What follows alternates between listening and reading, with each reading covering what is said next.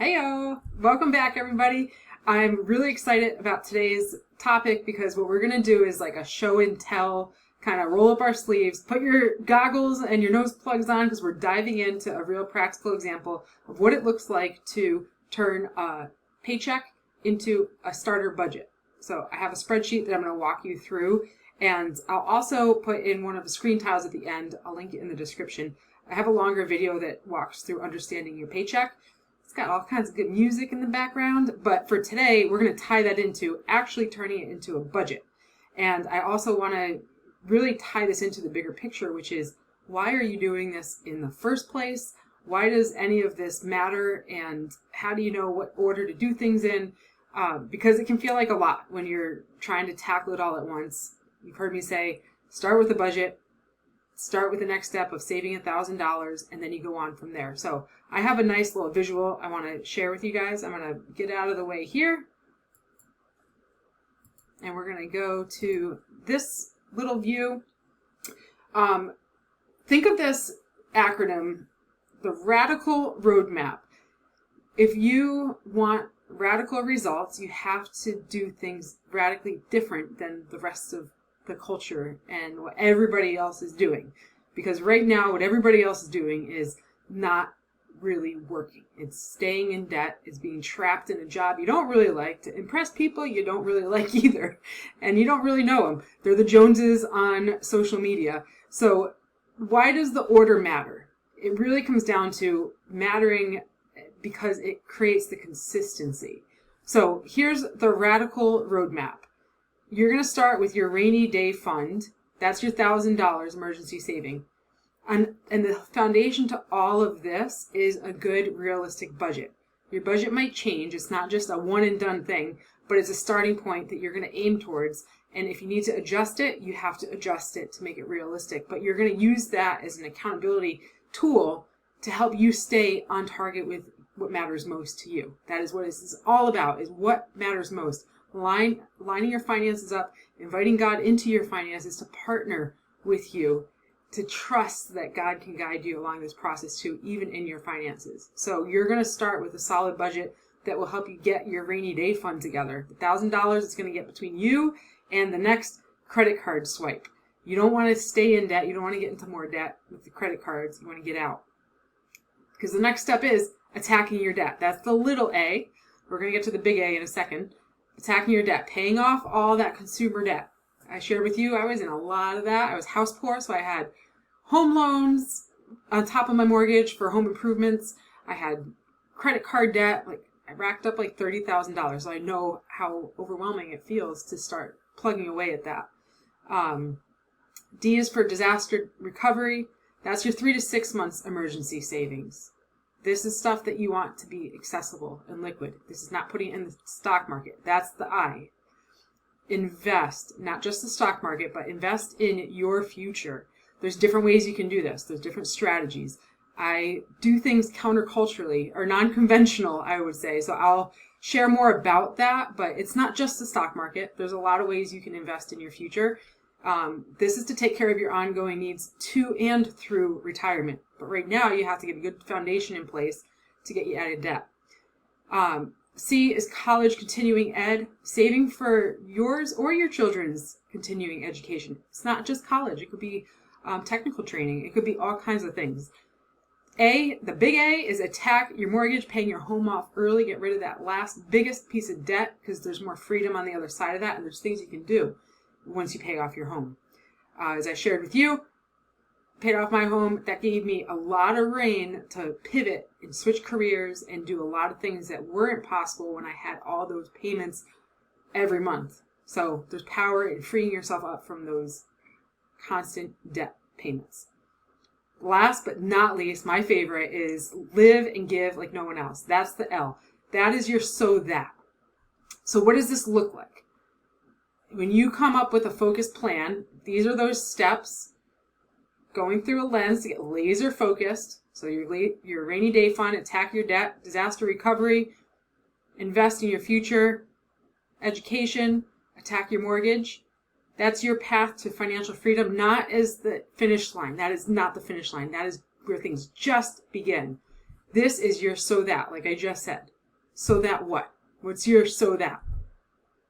So that you can live a more fulfilling life and have outrageous generosity like no one else. That's where life impact happens. That's where you start to make a ripple effect in your family, in future generations, in your community. This is the transformational space that having financial freedom takes you to. So it's super important that you spend time thinking about this. A lot of times we're so busy in the grind that we forget to just pause. Even if you take a vacation day and just sit outside for a little bit, go for a walk, talk with your spouse, talk with your family. What is that thing that you're feeling called to do? What's that pain in your life that you feel called to help people through? Your biggest pain oftentimes leads to your greatest purpose. So don't see the pain as just pain. See that as pointing you to your purpose and impact that you can help others through when they deal with it, because you've been there. You've made it out to the other side, and you can come alongside them, be God's hands and feet in their lives, and show them love in a way that they need to feel it with somebody else who can relate. So that's my little soapbox of why it's so important to know why you're doing it. And now we're going to jump into a spreadsheet. This is, don't get scared. There's a lot of numbers. There's a lot of stuff going on here. I'm going to walk you through it. But my caveat before we get started is this is my way of doing it. This works for me. I like spreadsheets. I'm an Excel nerd. I love numbers. It makes me happy to put numbers together on a spreadsheet. That's not the case for everybody. Some of you cringe when you see something like this. So I'm going to talk you through it. A piece of paper works just as good. You just need a system, a process that you will stay accountable to that's easy enough for you to come back to it and make changes to it. You have to understand it. Doesn't matter how I do it. You might get inspired by this, but it can be anything. Pencil, paper, pen, paper, whiteboard, whatever that looks like. Just make it something that you can come back to. So the way this is going to flow is we're going to start with a breakdown of understanding the components of your paycheck and why that helps when it comes to making your first budget. So we're going to roll our sleeves up. I want you to see it happening so that you can see what it feels like when you're going through this yourselves. We're going to talk about payroll components, what's in a paycheck, why it's important to understand some pieces of it. And again, jump back into that video that's in the description. It'll be at the end of this to get a full detailed breakdown, because there's also tips in that video on how to create extra margin. Sometimes you think that the number that lands in your bank account is all you have to work with, but understanding your paycheck can be powerful, and having an understanding of different levers you can pull to create more cash flow right now. We'll then go over expenses and how to break that down and how to think about that. And ultimately, the goal of this exercise is to assign every dollar in this paycheck with a job to do. It's either going to be spending, giving, saving, investing. But think of saving as investing for the sake of this. So spend, give, save, spend, whatever order. I like give, save, spend, because you give first, because I do believe in honoring God with the tithe, and aligning my budget around that was important for me. So you're going to see that reflected in this. But let's get into it. Okay. And if you have questions as I go through this, drop it in the comments, because this will give me a sense of where maybe you struggle, where I can double down on the details, maybe come back to another video or answer questions in the comments. So please get engaged if you have questions, doubts, concerns, hang-ups, whatever it is. I want to help you. So don't be shy. All right. So let's look at this. So the top section here is just some information that's valuable for you to know about your paycheck. When you get your job, you usually have to fill out a W-4 form that says how much generally how many people in your household are you responsible for financially, so we can get a sense of how much taxes to apply to each paycheck. That you can change throughout the year. In this example, we're basing it on weekly paychecks, so there will be 4 paychecks a month, except for the 5-week months, which happens a few times a year. And then in this case, this example, the employer is offering a 3% retirement contribution match. Quick pro tip, when you're doing your first budget, if you don't get paid twice a month, anything other than twice a month, it's challenging because when you get paid weekly, there's months where there's extra paychecks. If you get paid bi-weekly, it's the same thing. There's 26 paychecks in a month.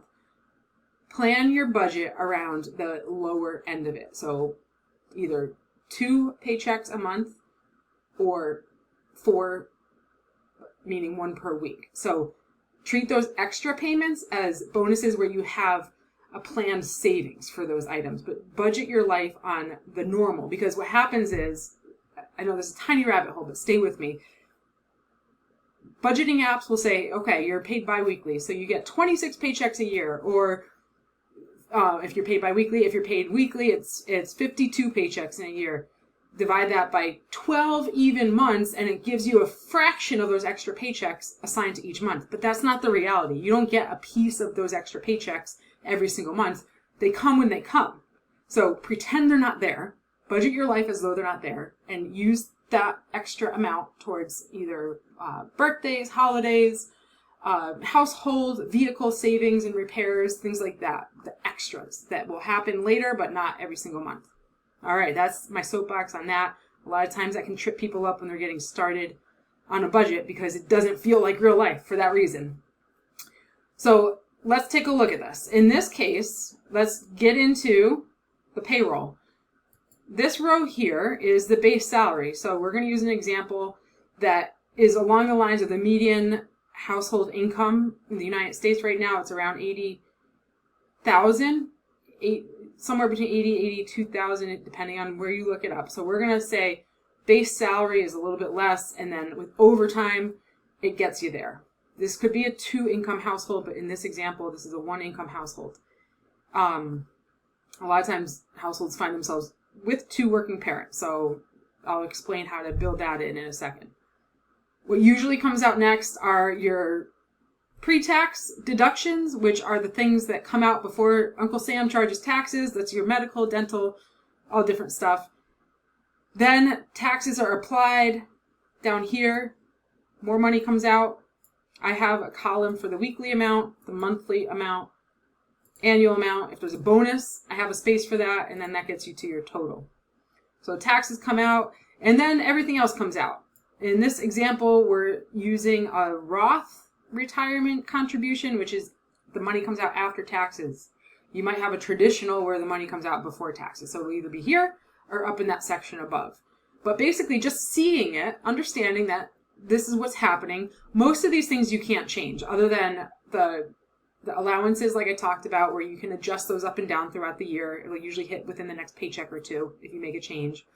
And your retirement contributions usually are flexible between paychecks. So we're going to talk about that might be a lever you have to pull to get some more cash flow right now because you're taking care of it today so that you can start planning for the future. But right now, if you're upside down, struggling to even just cover daily expenses and you're going into more debt with the daily cost of living, retirement, and I'm not a financial advisor, I'm a coach. I'm giving you things to think about and research for your own and make your own decisions. This is not financial advice, but you need to decide if retirement is something that you need part of your daily expenses, or if you need to get your daily life in order and then come back to saving for the future. That goes back to this view right here of your future is more stable when you can handle your everyday expenses and you have savings to keep you out of debt.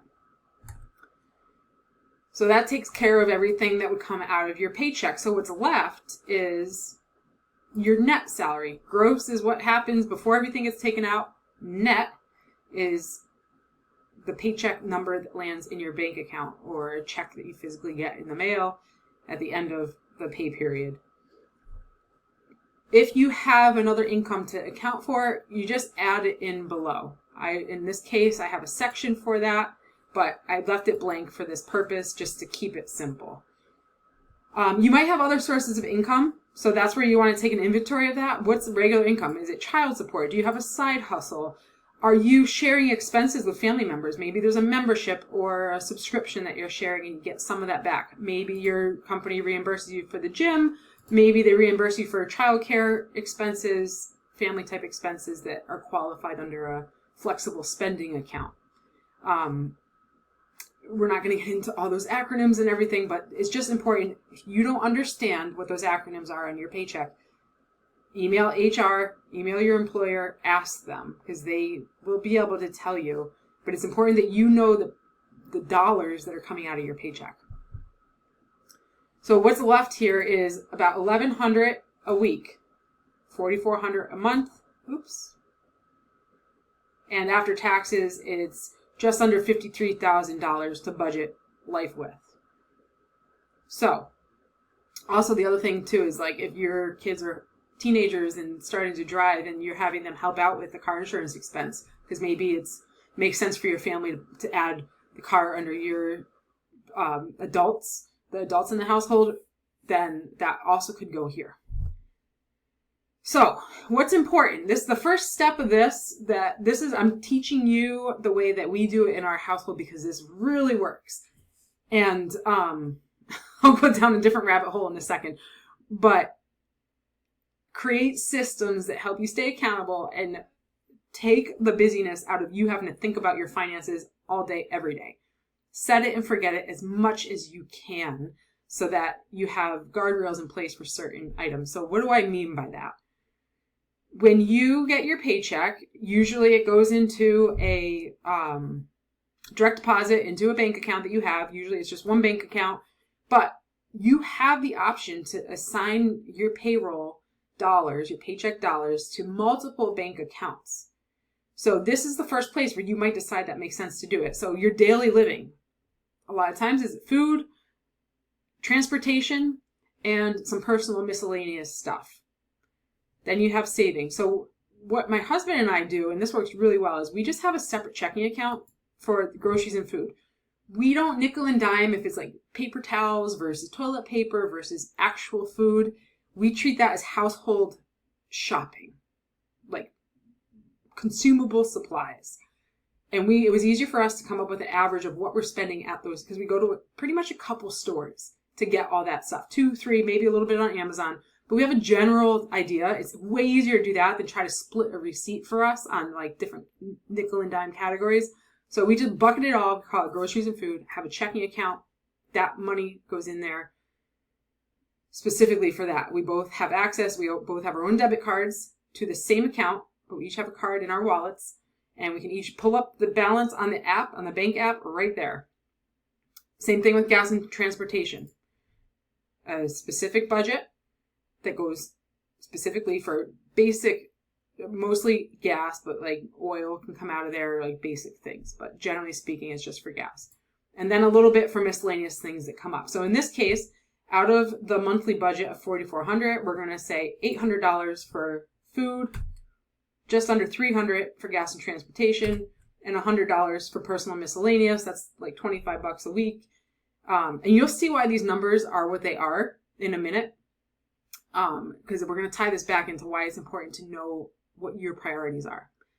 So next up are sinking funds. This is just another word for dedicated savings accounts for things that are probably going to come up this year, but they just don't happen every single month. But you want to be prepared for them when they do. That's things like Christmas, holidays, birthdays. If you have college expenses, emergency savings, if you're planning your savings, monthly savings to get you towards a target. These are your goals. Household, if you own a home, you're going to have general maintenance, sometimes some projects. If you have pets, you might have to do pet meds. You can decide where to put that. Other property expenses. This can be water, sewer, excise for your cars. You can also keep that in the vehicle category, but these are just things that come from our town bill. If you don't have a mortgage, but you have a first lien HELOC, which I love, you have to pay for your property taxes separately. So that would be a space where you'd save for that because you pay those quarterly. Vacation, and then vehicles. If you have an older car, regular maintenance is probably going to be more frequent. So you're going to want to save for that. So in this case, we've got $50 a month for Christmas and birthdays, which is $600 a year. Property, $25, which is $300 a year. Vacation, $450 a year. Vehicles, $600 a year. This might not feel like a lot. For some, it might not feel like a lot at all. You're going to see how quickly the paycheck goes away, especially when we start adding debt and car payments and mortgage. So this is the stuff that's important. You're going to need to do these things. And most of these things come up regularly. Vacation, you can decide to get really creative for a little while you're paying off debt. But chances are, especially if you have an older vehicle, you're going to need to be realistic and plan some things. Same thing with holidays and birthdays. You might need to get creative on how you fit those in and incorporate the family on what your plan is. Like, hey, maybe we're being a little bit more creative, frugal in this season, but it's with a purpose and it's not forever. I am not ever going to preach myself as the frugal living fanatic. There's a season for frugal living. I love being a good steward, but I think we are called to steward our finances in a way that we have out of abundance the ability to bless others. I don't want to live my life just getting by the rest of my life. So please know that this is not the coupon clipping mom channel. So if that's what you're looking for, you're not going to get it here. But let's continue. I don't like coupons because I never have them with me on time. All right, so what's left after that is what you have left for your bill pay. So just do a quick check-in. Subtract everything above that you're planning ahead of time. Maybe these categories are too many. You can also reduce those categories. You don't have to have this many. Do what works for you. What I found is as we start going through life on the go, it's hard to remember like specifically what we categorized for certain savings and where we're at. So for us, a lot of times it's easier to break the details out so that we can keep track of, hey, are we on target? Are we overspending in one area and taking away from like birthday money we had planned later in the year? That kind of stuff. While I'm on this topic, real quick, over here in the yellow section, I found it easier to just make a quick note of what banks those are going to, what bank accounts if you have more than one account, or if you have a nickname for that account. You can nickname your accounts at your bank. So just make it easy for you. Make your life easy. Put it down, make it easy to come back to. It's easier than logging onto your payroll account sometimes. Same thing with what's left over. If you have a bill pay account where the rest of it gets paid out of, like we do, we have a primary bill pay account that we mostly automate the payments. We come back and reconcile at the end of the month, but that's where the chunk stays, where we're really not touching that account. We do all our living out of this stuff up here. Bill pay, we expect dollars to come out, and if you need to create wiggle room for that, there's a timing thing that sometimes you have to work through when you're trying to pay for things cash. Push your bills out towards the end of the month so that you can fund the daily living earlier in the month. You still need to make sure you stick to those budgets for your personal spend up here, because those bills are still going to come out at the end of the month. But that can help create the cash flow so that you can fund the daily living expenses, fund those checking accounts, the gas and stuff, where it doesn't come out perfectly even every month or every week. Get those things funded and make sure you carve out but protect the expenses for your bills for the end of the month. Just because it's in your bank account doesn't mean it's there to spend, except for the bills. So then here is the rest remaining. Here's your bills. So you've got monthly bills and you've got quarterly or annual irregular bills. The goal here is, again, to assign a job for every dollar in your paycheck. So as you can see, there's quite a list here. Yours might look similar, yours might look different, but in our household too, giving is a top priority. Our goal and our values are based around carving 10% out, and we tithe right off the top, the gross income. So that was how I started my journey. I believe that as a principle that God asks us to trust him with it, and it's a joint venture when we decide. It's not about giving to the church for the sake of just us giving money to a church. It's about partnering with God and showing with our finances that we trust him to help us with what's left. I dare you to try this. Malachi 3:10. Bring the whole tithe to the storehouse and watch if I won't open up basically the floodgates, that you won't have room enough to store it. God is not a genie, but he values that we honor him with our finances. So I'm going to come back to this line item too, because this is not 10%. This is actually only 3% of the amount way above. 3% out of this number here. Let's go back. Okay, so then if you have a mortgage, again, this may or may not be realistic based on your personal mortgage, but you're going to see what the median household can cover at $80,000. These are not unrealistic. Internet, electric, heat, home and car insurance, cell phones. Again, yours might be higher or lower. A car payment that's close to the average car payment. I looked up my past car payment. That's pretty much right where it was at. I think like $514. Credit card payments. Things that didn't fit in this budget. Life insurance, identity theft protection, subscriptions, gym membership, other streaming, home phone. We have a small home phone expense just because we like having a landline in case I lose my cell phone, which I always do. Music streaming. I'm going to show you something. So after just these basic expenses, nothing extravagant, pretty realistic. You might be able to get creative in here. But when I scroll down, I haven't really even budgeted anything for these quarterly expenses, AAA, highway tolls, water, sewer, things like that. The reason why, though, don't forget, I already counted a savings plan for those items. So I might not do them one-off because I'm already planning a savings account for that. So I don't need to plan that into the monthly expense because it's got a dedicated savings account when those things come up. That's the reason why. Think about these things, but make a savings plan for it. So out of the 4,400, or what was it here? Out of the 4,400 total income available, we've now assigned 4,400 of expenses. That's called a zero-based budget. It looks smooth and easy because I actually did some massaging with this and I realized I had to cut some things out. Here's what I want to bring home with this message is this is the beginning of creating a system that will get you to your goals. I highlighted up here things that will take you away from your goals. These are debts. I'm even going to include mortgage in there because mortgages, you spend a lot of money on interest and mortgage costs and interest are pretty high. So just setting and forget it also isn't necessarily a great plan if you're trying to get out of all your debt.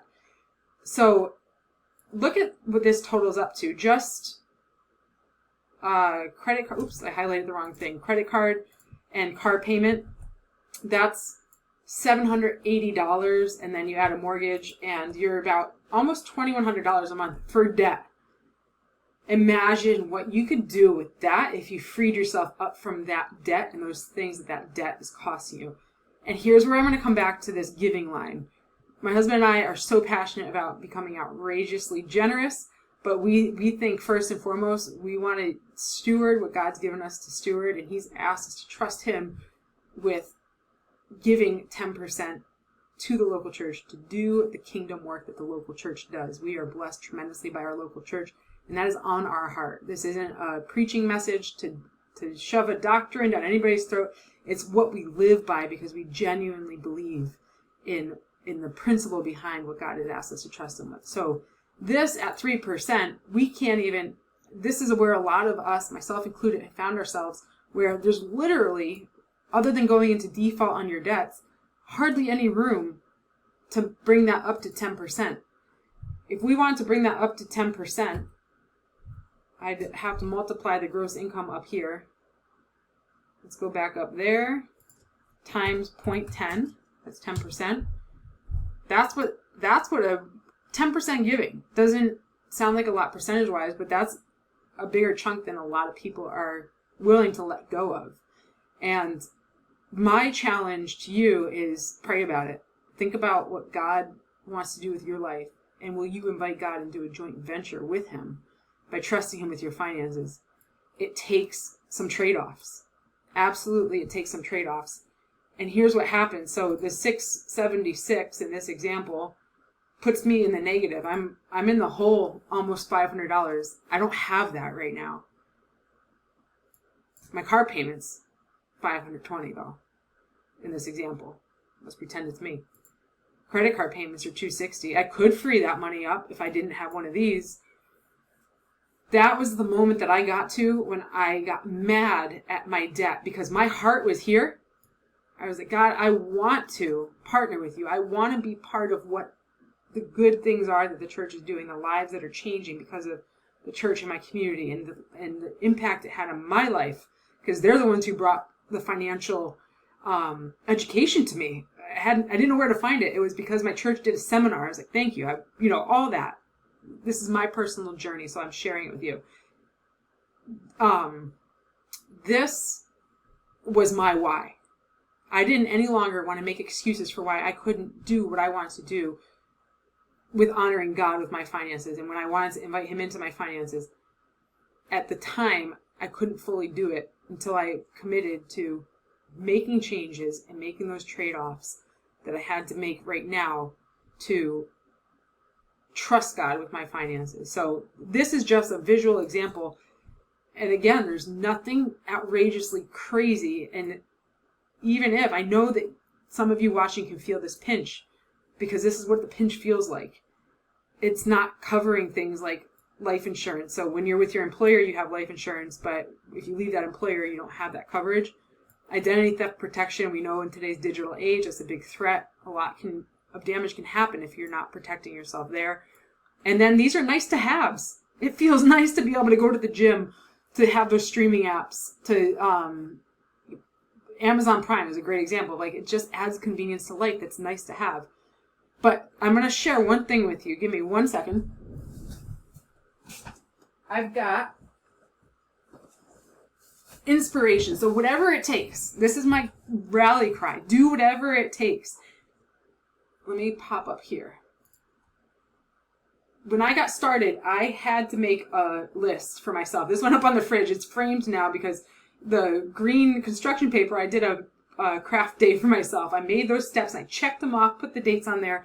It happened fast. When I got dedicated and determined, the turnaround happened in 3 years. Got out of all that debt, including the house, in 3 years. Your story and your timeline might look different, but the driving factor was inviting God into this. That was the difference maker. And I want to show you something else that I like to share is one. I keep Mary's Gone Crackers in my financial bag because she says right on the box, passionately, unabashedly, irrationally obsessive about crispy, crunchy snacks. I'm the same, but I'm irrationally obsessive about helping you get your finances under control. Take control of your finances so that you can live a more fulfilling life. If you can't tell, I get so fired up talking about this. And here's something. So I am a certified Dave Ramsey financial coach. There are things that I don't do exactly like the baby steps. I will fully disclose that. When it came to paying off my house, I did it differently. It's actually why I couldn't get on the debt-free screen, because I told the truth and it disqualified me. But I paid the house off in 2 years, so it still worked. But what I want to share, because this dramatically influenced my life. When I went on this journey, it wasn't because I was fully convinced that this would work. This is a list of the milestones that happened since I invited God into my finances. You can't read it, but the top step here was in, July 2018. I set up a budget, started giving 10% to church, and started reading Total Money Makeover. You can't tell, but it started off in pencil. I finally came back and put it in pen because I was scared to death for this first step right here. My heart was pounding thinking about automating anything, and I automated my giving.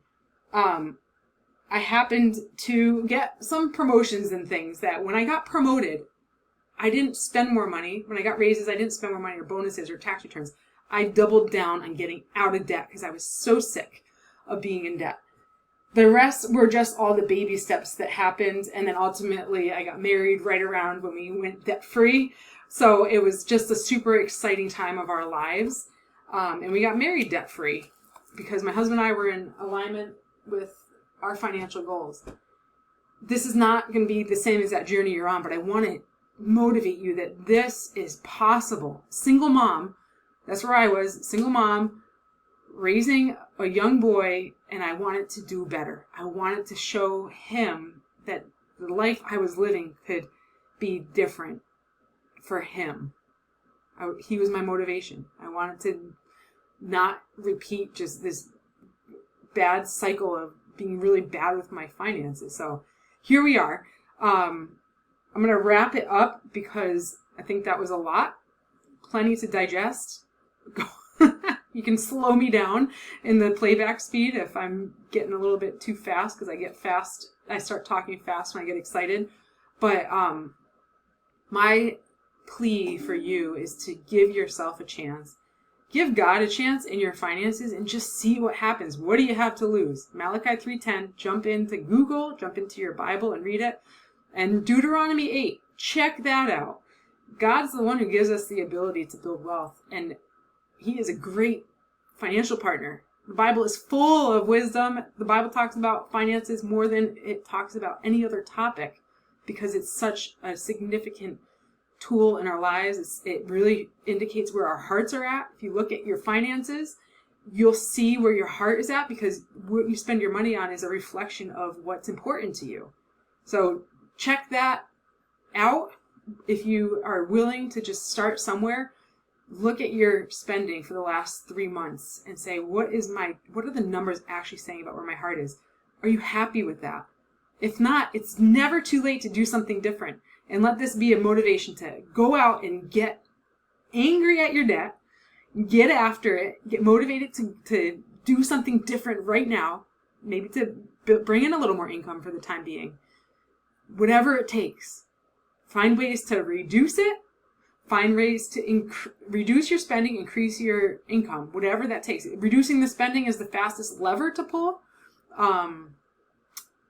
because it's the quickest. Same thing in corporate America. Whenever something had to happen, it was always expenses that got cut before revenue, because revenue takes longer. Income takes longer to come in. To go get a job takes a little while. You're not going to just have that income next week necessarily.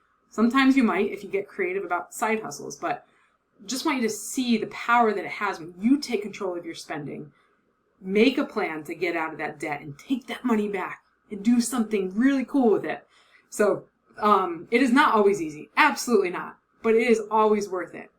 Imagine what your life would look like if you had control of your finances, if you invited God into it. I dare you to dream and pray about it. All right? So drop it in the comments. I shared a lot. Drop it in the comments if there's areas that touch the heartstring that you want me to talk more about in future videos. Happy to do that. Thanks for being part of this community, and I'll see you next time. Bye for now.